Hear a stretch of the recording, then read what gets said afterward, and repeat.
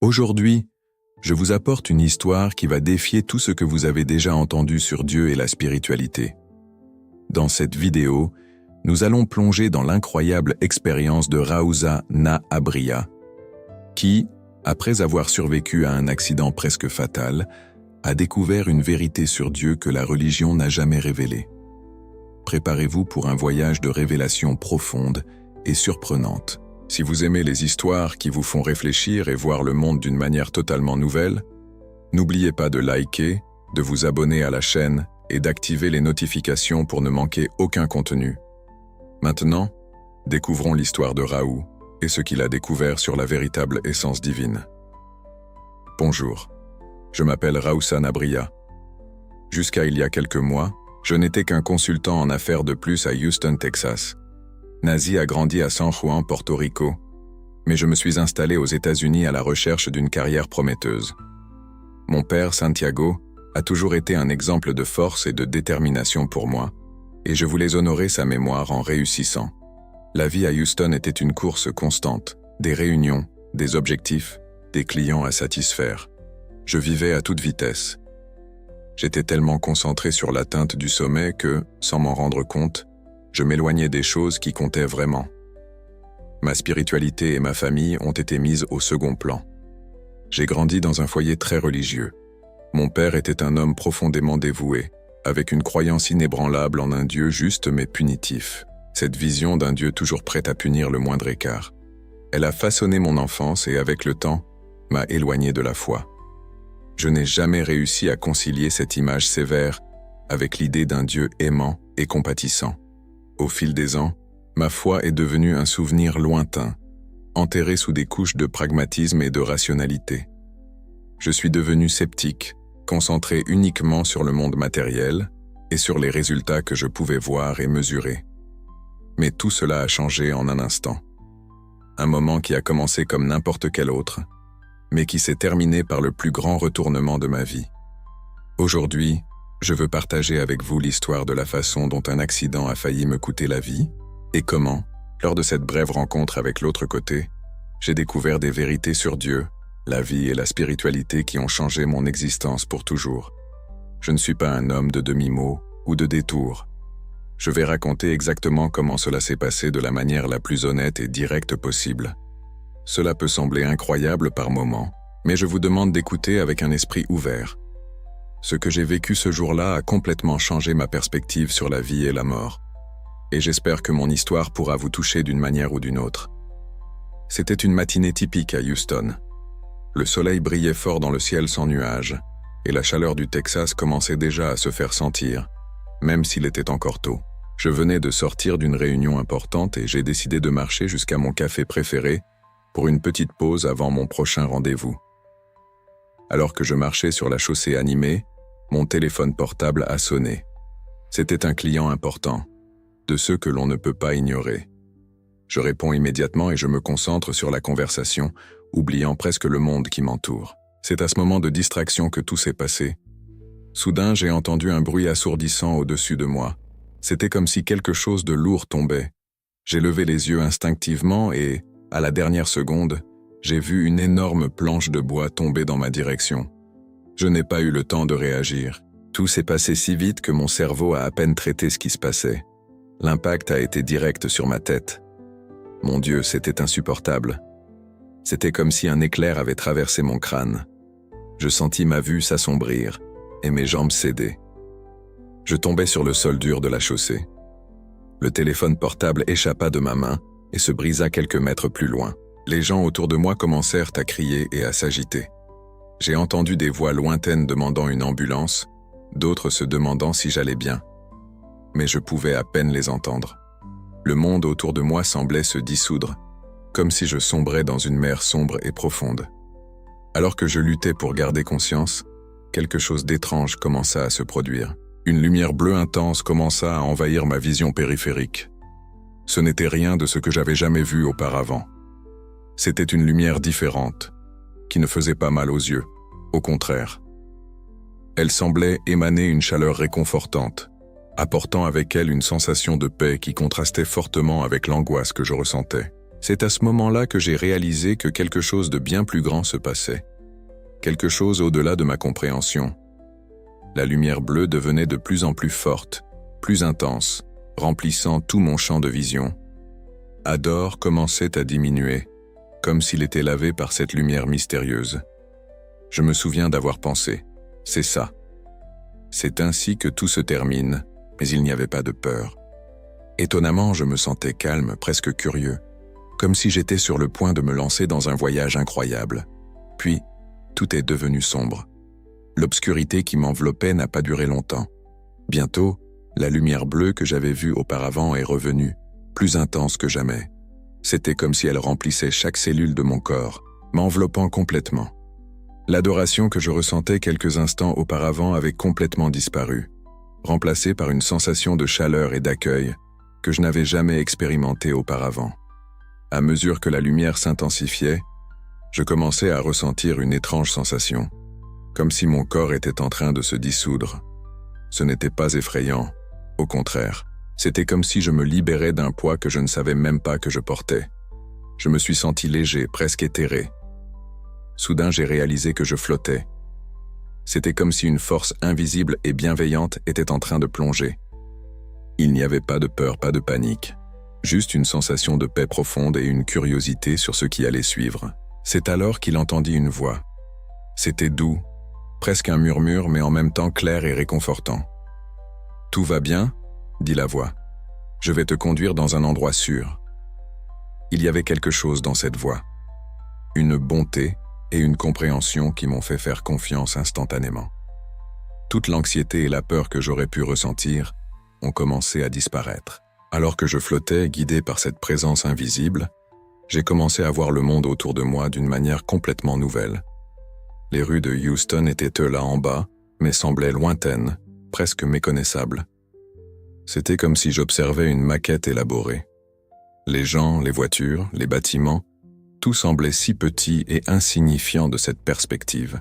Au fur et à mesure que je montais de plus en plus haut, la ville devenait juste un point de lumière dans l'immensité d'une nouvelle dimension qui s'ouvrait devant moi. Le temps et l'espace, tels que je les connaissais, semblaient ne plus avoir de signification. C'était comme si j'entrais dans un royaume où les lois de la physique ne s'appliquaient plus. La sensation était indescriptible. Je me sentais complètement libre, libéré de toutes les préoccupations et peurs que je portais dans ma vie terrestre. Pour la première fois depuis longtemps, peut-être pour la première fois de ma vie, je me sentais véritablement en paix. Au fur et à mesure que j'avançais dans ce voyage surréaliste, j'ai commencé à réaliser que j'étais emmené vers un endroit spécifique. Je ne savais pas ce qui m'attendait, mais je sentais au fond de mon être que ce serait quelque chose d'extraordinaire. Quelque chose qui changerait tout ce que je pensais savoir sur la vie, la mort et l'univers. Alors que la ville de Houston disparaissait complètement de ma vue, je me suis retrouvé entrant dans une dimension qui était au-delà de toute compréhension humaine. C'était un endroit d'une beauté indescriptible, si vaste et majestueux qu'il m'a laissé sans voix. Bien que je ne respirais pas vraiment, des planètes et des étoiles brillaient autour de moi avec une beauté inégalée. Les couleurs étaient plus vives que tout ce que j'avais connu sur Terre, des yeux plus profonds que l'océan, des rouges plus intenses que les couchers de soleil, et des teintes que je ne savais même pas exister. Chaque étoile, chaque planète semblait pulser avec une vie propre. Ce qui était le plus impressionnant, c'était la sensation de paix profonde qui imprégnait tout autour de moi. C'était comme si l'amour et l'harmonie étaient les forces primaires qui régissaient cet endroit. Il n'y avait pas de peur, pas d'anxiété, juste un sentiment d'appartenance et d'acceptation totale. Soudain, je vis devant moi un escalier, mais ce n'était pas un escalier ordinaire, il semblait parfait, fait d'une substance à la fois solide et éthérée. Les marches brillaient doucement, comme si elles étaient faites de lumière cristallisée. Chaque marche semblait m'inviter à monter, promettant de révéler d'autres merveilles. J'ai commencé à gravir l'escalier et à chaque pas, je me sentais plus léger. C'était comme si chaque marche me purifiait, enlevant des couches de préoccupation et de peur que je ne savais même pas que je portais. Un arôme frais et floral emplissait l'air, me rappelant vaguement les jardins de mon enfance à Porto Rico, 1000 fois plus intense et réconfortant. Au sommet de l'escalier, je trouvai un pont en pierre blanche. La pierre semblait presque translucide, émettant une lumière douce et accueillante. De chaque côté du pont, des fleurs aux couleurs vibrantes fleurissaient, émettant une lumière propre qui dansait dans l'air. En dessous du pont, une eau cristalline coulait doucement, produisant un son qui ressemblait à une musique céleste. En traversant le pont, il ressentit une paix indescriptible. Chaque pas le rapprochait de quelque chose d'important. Au fond de lui, il savait qu'il allait vivre une expérience qui changerait sa vie. De l'autre côté, une lumière brillante l'attendait, si intense qu'elle aurait dû l'aveugler, mais il pouvait la regarder sans inconfort. La lumière semblait m'appeler, m'invitant à m'approcher. À mesure que je m'approchais, je commençais à distinguer des formes dans la lumière, des silhouettes qui semblaient familières, bien que je ne parvienne pas à les identifier immédiatement. Mon cœur commença à battre plus vite, ou du moins c'est la sensation que j'avais. J'étais sur le point de rencontrer quelqu'un ou quelque chose que je savais qui changerait tout. En m'approchant de la lumière brillante, les silhouettes ont commencé à prendre forme. Mon cœur, ou ce que c'était dans cet état, a fait un bond lorsque j'ai reconnu les figures. C'étaient mes parents décédés, des personnes que je n'avais pas vues depuis des années, certaines que je n'avais même pas connues de leur vivant. La première personne que j'ai reconnue était mon père, Santiago. Il était exactement comme je me souvenais, mais en même temps différent. Ses yeux brillaient d'une sagesse et d'une bonté qui allaient au-delà de ce que je connaissais. Il me souriait. Un sourire plein d'amour et d'acceptation qui réchauffait tout mon être. À ses côtés, je vis ma grand-mère paternelle, qui était décédée quand j'étais encore enfant. Elle semblait beaucoup plus jeune que sur les photos que j'avais vues, son visage doux et radieux. Il y avait d'autres visages familiers, des oncles, des cousins, des amis qui étaient partis trop tôt. Tous me souriaient, leurs yeux pleins d'amour et de compréhension. Sans hésiter, je courus vers mon père, comme si toute la distance que la mort avait mise entre nous avait disparu en un instant. Quand je l'ai embrassé, j'ai ressenti une joie que je n'avais pas éprouvée depuis qu'il était parti. C'était une étreinte qui transcendait le physique. C'était comme si nos âmes se fusionnaient. « Mon fils », dit-il, sa voix exactement comme je me souvenais, mais d'une manière plus claire, plus pure. « Je suis si fier de toi. » Ces mots m'ont frappé comme une vague. Combien de fois j'avais souhaité les entendre. Combien de nuits j'avais passé à me demander si j'honorais sa mémoire, si je vivais de la manière qu'il espérait. « Père, j'ai commencé, ma voix chargée d'émotions. Tu me manques tant. J'ai tant de choses à te raconter, tant de questions. » Il a souri en posant sa main sur mon épaule. « Je sais, mon fils, je sais tout, et je veux que tu saches que j'ai toujours été avec toi, même quand tu ne pouvais pas me voir ou me sentir. » Ma voix s'est approchée, son sourire doux m'apportant une paix inédite. « Mon cher, » dit-elle, « tu as tant grandi, nous sommes tous si fiers de toi. » Je regardais autour de moi, découvrant des visages souriants. C'était une réunion de famille, mais plus profonde et significative que celle vécue sur Terre. Il n'y avait ni jugement, ni ressentiment, juste de l'amour pur et inconditionnel. Mon père, cependant, avait un regard sérieux quand il a recommencé à parler. « Raoult, mon fils, tu dois savoir que ce n'est pas encore ton heure de rester ici avec nous. » Il a ressenti une pression dans la poitrine. Comment cela pouvait-il ne pas être mon heure? J'étais si heureux ici, si en paix. Comment pouvais-je revenir? Vous avez encore une mission à accomplir sur Terre, continue mon père. Des personnes qui ont besoin de vous, des choses importantes que vous devez faire. J'ai regardé les visages autour de moi, tous hochant la tête en accord. Ma grand-mère s'est approchée à nouveau, son toucher doux sur mon bras transmettant du réconfort. « Ne t'inquiète pas, cher. » Elle a dit, « Nous serons toujours ici à t'attendre, mais maintenant tu dois revenir et vivre la vie qui t'a été donnée. » Je voulais protester, je voulais rester là avec eux dans cet endroit de paix et d'amour, mais quelque chose en moi savait qu'ils avaient raison. Il y avait quelque chose d'inachevé, quelque chose d'important que je devais faire. « Souviens-toi, mon fils, » dit mon père, ses yeux brillants de sagesse. « L'amour que nous ressentons pour toi ne connaît pas de limite de temps ou d'espace. Nous serons toujours avec vous, guidant vos pas. » Avec le dernier câlin collectif, j'ai senti qu'il était temps de partir. Mais avant de m'éloigner, mon père a tenu ma main une dernière fois. Il y a encore des choses que vous devez voir et comprendre avant de revenir. Il a dit, « Sois ouvert, fils. Ce que tu es sur le point d'expérimenter va changer ta vie pour toujours. » Le cœur rempli d'amour et les yeux embués, je me suis éloigné d'eux. Alors que leur silhouette s'évanouissait dans la lumière, je ressentis une nouvelle présence s'approcher. C'était quelque chose de différent, quelque chose d'encore plus puissant et majestueux que tout ce que j'avais expérimenté jusqu'à présent. Alors que je m'éloignais de mes proches, je ressentis un changement dans l'environnement qui m'entourait. La lumière, déjà intense, semblait s'intensifier encore plus, mais ce n'était pas éblouissant ou inconfortable. C'était comme si chaque particule de mon être était baignée par une énergie pure et aimante.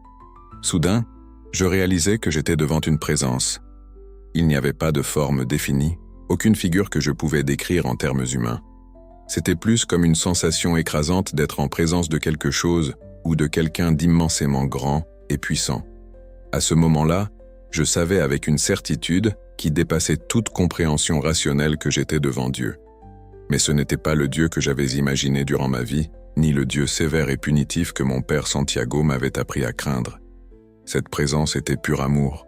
C'était comme si tout l'amour de l'univers était concentré en un seul point, irradiante d'acceptation, de compassion et de compréhension infinie. Il n'y avait pas de jugement, il n'y avait pas de condamnation, juste un amour si profond et inconditionnel qu'il m'a fait tomber à genoux. Ou, du moins, c'était la sensation que j'avais dans cet état non physique. Des larmes coulèrent sur mon visage, tandis que je réalisais combien je m'étais trompé tout au long de ma vie. Toutes les fois où je m'étais éloigné de la spiritualité, toutes les fois où j'avais douté ou remis en question l'existence d'un pouvoir supérieur, tout cela semblait si insignifiant maintenant. C'est alors que j'ai entendu une voix. Avant de continuer, juste une demande. Abonne-toi à notre chaîne. Ça nous aide beaucoup à continuer. Ce n'était pas une voix au sens conventionnel. C'était plutôt comme si les molécules même de l'air, s'il y avait de l'air à cet endroit, vibraient avec un message directement adressé à mon âme. « Mon fils », dit la voix, et l'amour contenu dans ces deux mots était plus que je ne pouvais supporter. « Vous avez marché si longtemps les yeux fermés, mais il est maintenant temps de voir la vérité. Je voulais parler, je voulais poser 1000 questions, mais je me suis senti incapable de former des mots, ce n'était pas nécessaire. La présence divine semblait comprendre chaque pensée, chaque émotion qui me traversait. Ce que vous avez connu comme Dieu sur terre n'est qu'un pâle reflet de la vérité, continua la voix. Les humains, dans leur compréhension limitée, ont créé une image déformée. Je ne suis pas un juge sévère, ni un roi lointain sur un trône. Je suis l'amour qui imprègne toute la création. Ces mots ont résonné en moi avec une force incroyable. C'était comme si chaque cellule de mon être était en train d'être reconfigurée pour comprendre cette vérité fondamentale. Tu n'as pas besoin de craindre. La voix continua. Ni la punition éternelle, ni la condamnation, seulement l'amour, l'apprentissage et la croissance. Chaque âme, en son temps, trouve le chemin du retour vers chez elle. Je me suis senti submergé, tout mon système de croyances, tout ce que je pensais savoir sur Dieu et la spiritualité, était en train d'être complètement transformé. C'était à la fois effrayant et libérateur, mais ensuite, j'ai finalement réussi à former une pensée cohérente. Pourquoi il y a tant de souffrances dans le monde? Pourquoi les choses mauvaises arrivent si Dieu est amour? La réponse est venue non pas en mots, mais en une compréhension profonde qui s'est répandue dans tout mon être. J'ai vu que la souffrance n'était pas une punition, mais une opportunité de croissance, que les difficultés de la vie étaient comme des résistances dans un exercice, renforçant l'âme, et qu'à la fin, toute la souffrance serait transformée en compréhension et en amour. Je suis resté là, baigné dans cette présence divine, absorbant des vérités qui dépassaient ma capacité d'expression en mots humains. J'ai ressenti que je pourrais rester là pour toujours, apprenant et grandissant dans cet amour infini. Mais alors, doucement, j'ai senti que j'étais guidé loin. Il y avait plus de choses que je devais voir et comprendre avant de revenir. Et ainsi, à contre-cœur, je m'éloignais de la présence divine, sachant que rien ne serait plus jamais pareil après cette rencontre.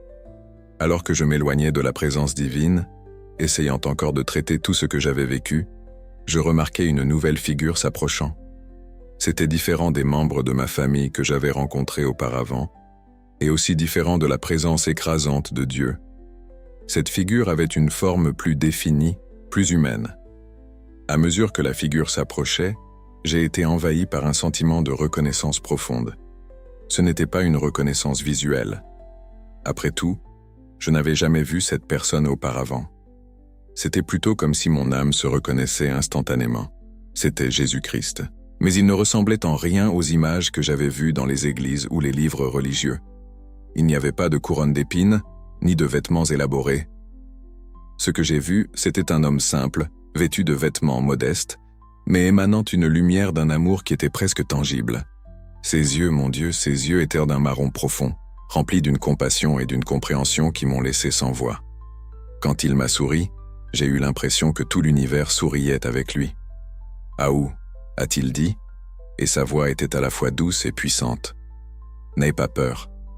Je suis ici pour t'aider à comprendre. » Je voulais m'humilier, je voulais me prosterner devant lui, mais Jésus a gentiment mis la main sur mon épaule m'en empêchant. « Il n'y a pas besoin de cela, a-t-il dit. Nous sommes tous au même niveau ici. Nous sommes tous les enfants du même Père. » Il a commencé à marcher, et je l'ai suivi instinctivement. Alors que nous marchions, le paysage autour de nous changeait constamment. Nous avons vu des montagnes majestueuses, des océans infinis, des forêts luxuriantes, toutes pulsant d'une vie et d'une beauté qui dépassaient la compréhension humaine. « As-tu vu le Père ?» Jésus a dit, en faisant référence à ma rencontre précédente avec Dieu. « Maintenant, tu comprends qu'il n'est pas l'être vengeur et punitif que beaucoup sur terre croient qu'il soit. » J'ai hoché la tête, encore incapable de former des mots. Mon message sur terre a été déformé au fil des siècles. Il a continué. « Je suis venu pour enseigner l'amour, le pardon et la compassion, pour montrer que le royaume des cieux est en chacun de nous.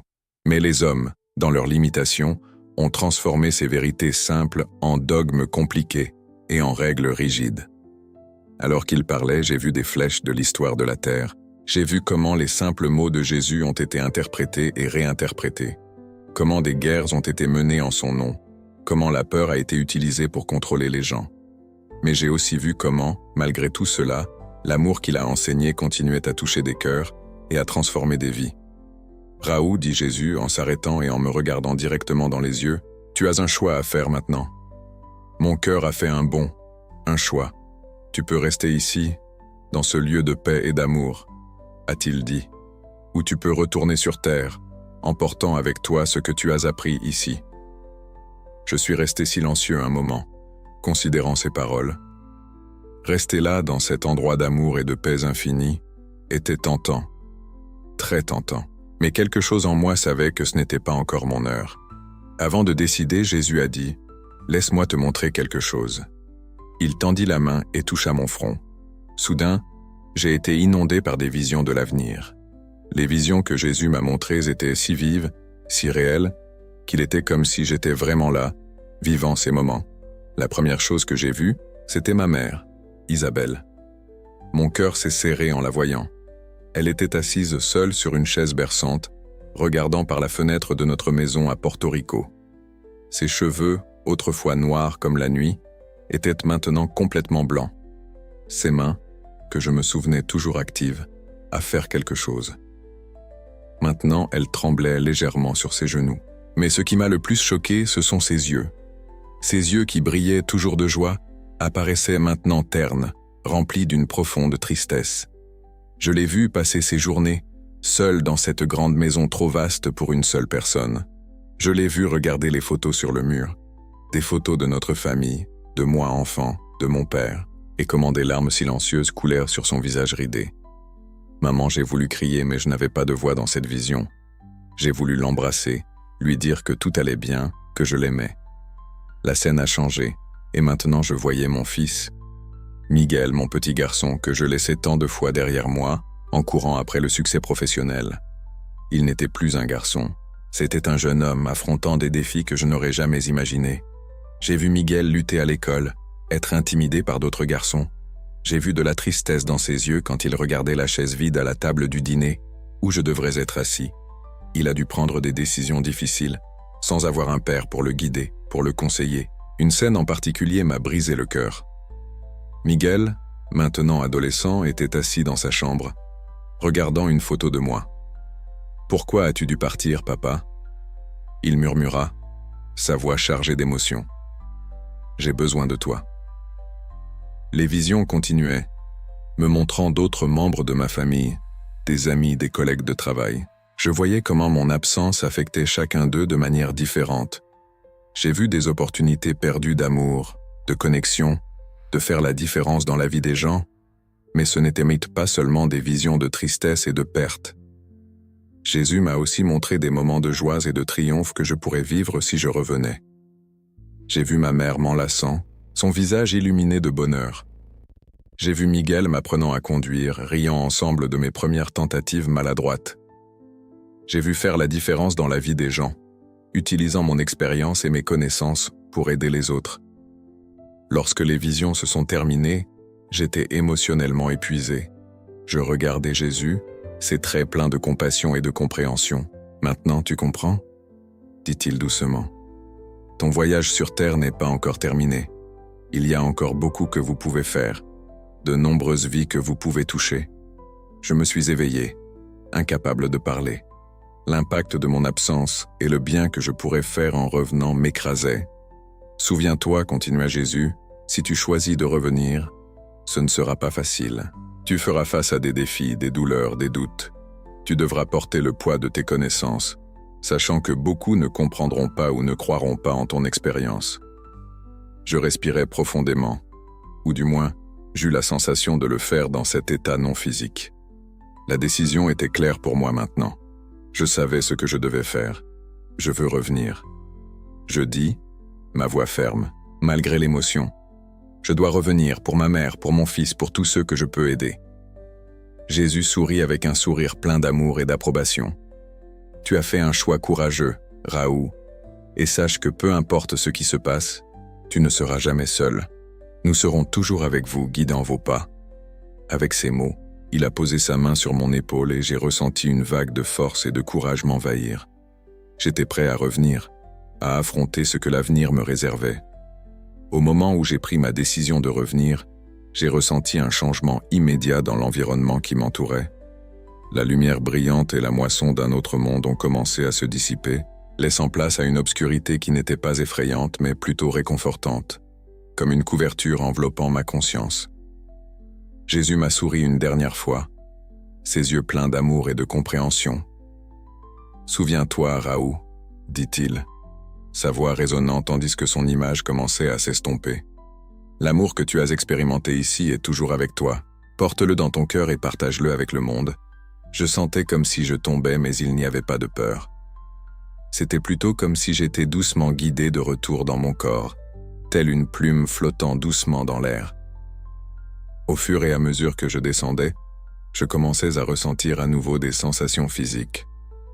D'abord, c'était un picotement aux extrémités des doigts et des orteils, puis une pression dans la poitrine comme si quelqu'un poussait rythmiquement.